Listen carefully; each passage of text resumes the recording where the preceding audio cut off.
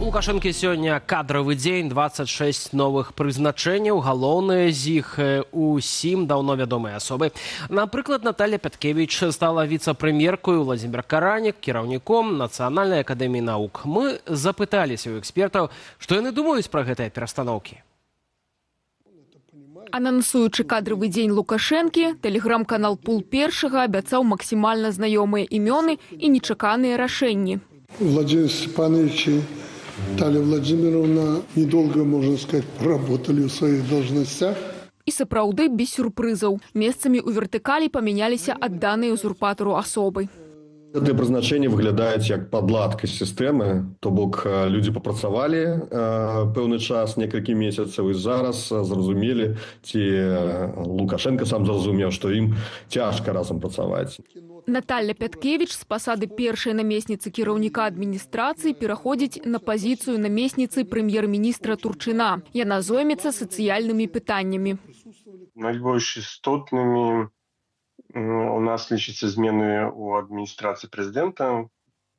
Найбольш важнага з палітычнага пункту гледжання органа і адстаўка Пяткевіч. Напэўна, найбольш гучныя. Прынамсі, частка і палітыкаў, аналітыкаў беларускіх ускладальныя пэўныя надзеі ў плане аднаўлення стасункаў з Захадам, можа быць нейкая дээскалацыя унутрыпалітычная.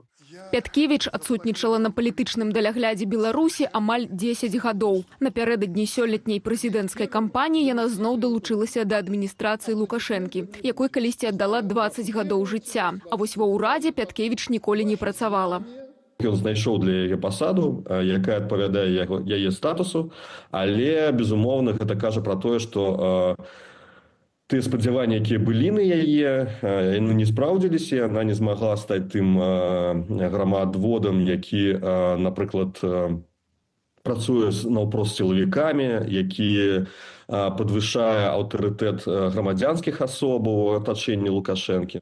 Другое вядомае беларусам імя Владзімір Каранік, новы старшыня прэзідыуму Нацыянальнай акадэміі навук. У мінулым доктар, галоўны лекар, міністр аховы здароўя. Прабыў на пасадзе трошкі больш за год, у тым ліку самыя цяжкія ковідныя і пратэставыя часы. Потым быў старшынём гарадзенскага аблвыканкаму і нарэшце стаў намеснікам прэм'ер-міністра літаральна ў сакавіку. Гэта не адстаўка такая, ведаеце, што ўсё, спісалі Караніка. Магчыма, гэта спроба захаваць яго на будучыню. Магчыма, ён яшчэ і заменіць таго ж Турчына, таму што я лічу, што Караніка можна разглядаць з тых самых пераемнікаў, асоб, якія маглі б у выпадку, калі штосьці здарыцца, маглі б пагуляць у гэтую гульню. Яшчэ адзін чыноўнік, што даўно сядзіць пры Лукашэнку, Валер Вакульчык, колішні старшыня следчага камітэту, а потым і КДБ. Непрацяглы час дзяржаўны сакратар Савету бяспекі. Цяпер жа ён прызначаны кіраўніком апарату Савету міністраў. Сёння шэрагі чыноўнікаў аднавіліся і ў міністэрстве антыманапольнага рэгулявання і гандлю, Менлезгасе, Мінэнерга, міністэрстве працы і ў Нацбанку. Марыя Сысой, Белсат. Цэны на курыныя яйкі могуць знізіцца, але штучным чынам. Крамы атрымалі ад Міністэрства антыманапольнага рэгулявання і гандлю рэкамендацыі наконт надбавак і пашырэння асартыменту. Акрамя таго, вытворцам прапанавалі часцей ладзіць акцыі і рабіць акцэнт на інтарэсах пакупнікоў.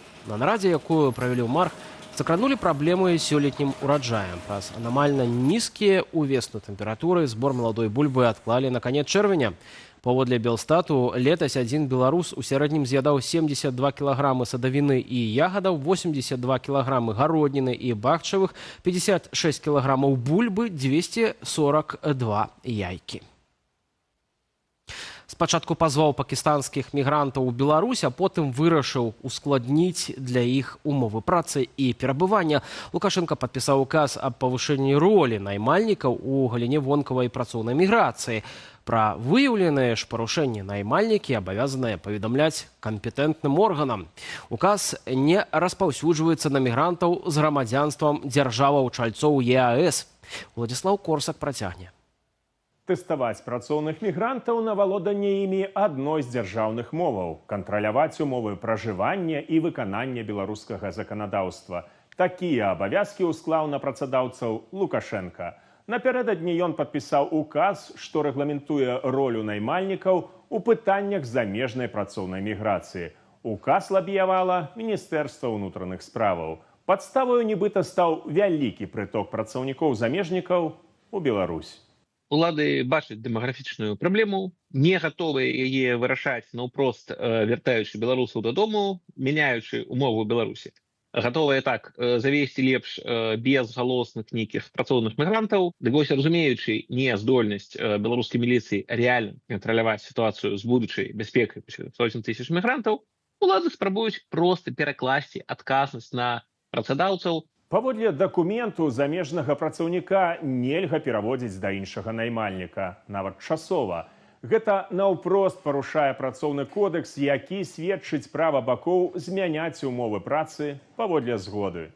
МУС на свой капыл трактуе гэтую норму і плануе агулам выключыць магчымасць пераводу замежнікаў да іншага працадаўцы. Тут ужо супярэчнасць з 41-м артыкулам Канстытуцыі Беларусі, якім замацаваны вольны выбар прафесіі ды месца працы.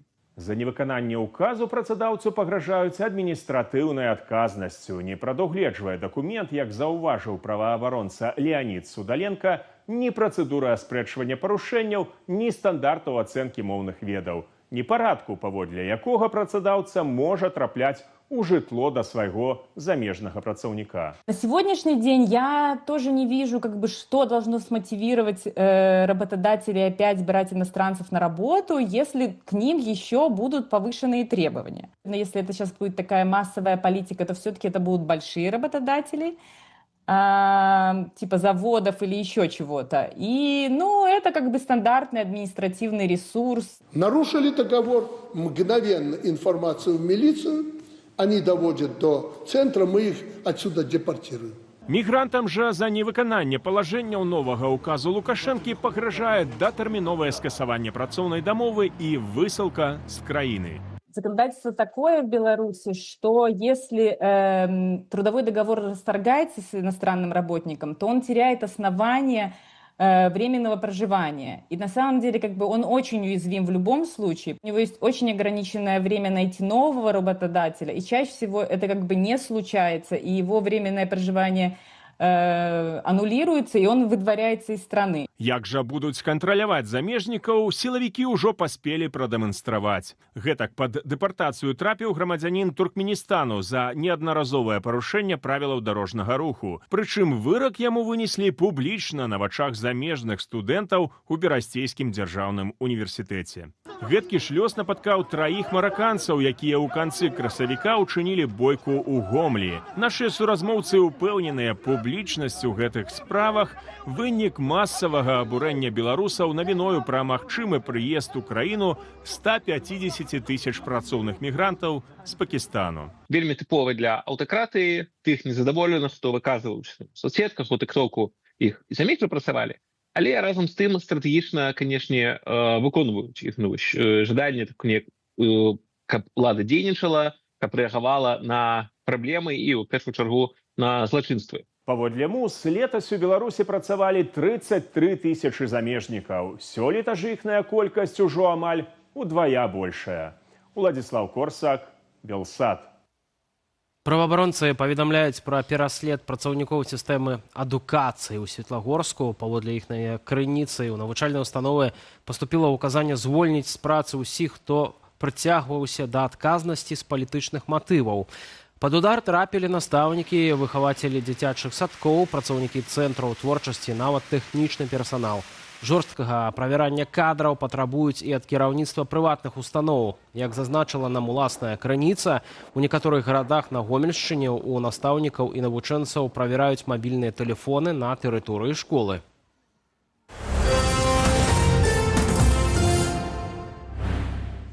І трагедыя ў Ельску у цэнтральным раённым шпіталі. Памерла 14-гадовая дзяўчынка. Такую навіну дае мясцовая газета «Народны голас». Але папярэдняя інфармацыя пра трагічны выпадак разышлася ў сацыяльных сетках. Цяпер следчы камітэт ладзіць праверку і пагражае каментатарам адказнасцю за домыслы. Паводле афіцыйных звестак пра смерць дзяўчынкі мясцовым праваахоўным органам медыкі паведамілі 17 траўня. Даць прававую ацэнку, у тым ліку дзеянням персаналу установы, маюць следчыя пасля праверкі. Некаторыя падрабязнасці трагедыі з'явіліся ў тык-ток-канале Караельск. Гэтак дзяўчынку, што скардзілася на кашаль і сіпы, даставіў у шпіталь бацька. У медычнай установе яе стан рэзка пагоршыўся, яна ўпала ў кому і трапіла ў рэанімацыю. Еўрапейскі парламент ухваліў павышэнне мытаў на некаторыя беларускія і расійскія сельскагаспадарчыя тавары, сярод іх угнаенне і корм для жывёлаў. Гэтак Еўразвяз мяркуе знізіць залежнасць ад імпарту з краінаў, што ваююць супраць Украіны, а таксама падтрымаць мясцовых вытворцаў. В финансовом выражении это значит, что тарифы будут повышаться, скажем так, от 45 евро на тонну до 350-430 в зависимости от удобрений в течение 3 лет. То есть рост значительный. И это, конечно, снизит импорт, потому что будет невыгодно импортировать из России и из Белоруссии. Такім чынам, еўрадэпутаты ухвалілі прапанову павялічыць на 50% тарыфа на сельскагаспадарчую прадукцыю, якая дагэтуль не трапляла пад дадатковыя мыты. Цяпер законапраект мусяць прыняць у Радзе Еўрапейскага звязу і апублікаваць у афіцыйным выданні. Праз 4 тыдні пасля гэтага захада набудзе моц.